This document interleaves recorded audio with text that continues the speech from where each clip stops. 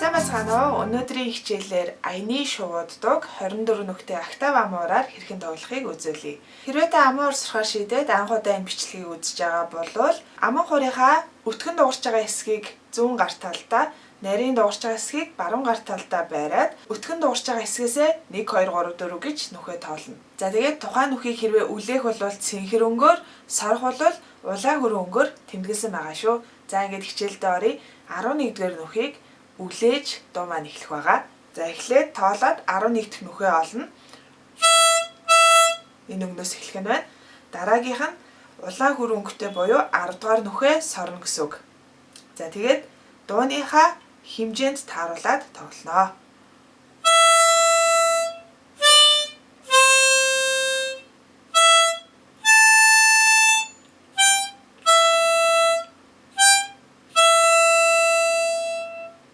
Хоёрдугаар мөр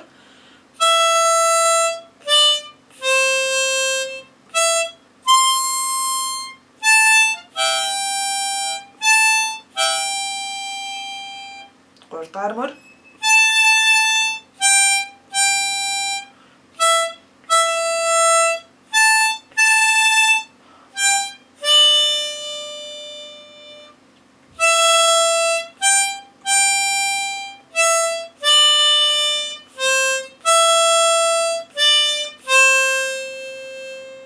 За одоо дахилт хэсгээ харцгаая.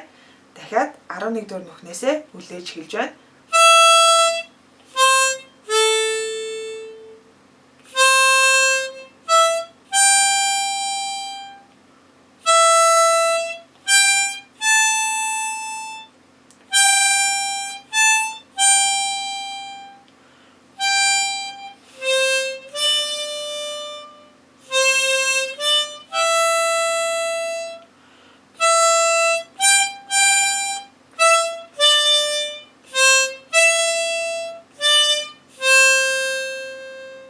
За тэгээд дууныхаа бадгаас хамаарат хоёр дахь бадгаа явахдаа мэдээж баг зэрэг өөрчлөлт явах хэрэгтэй.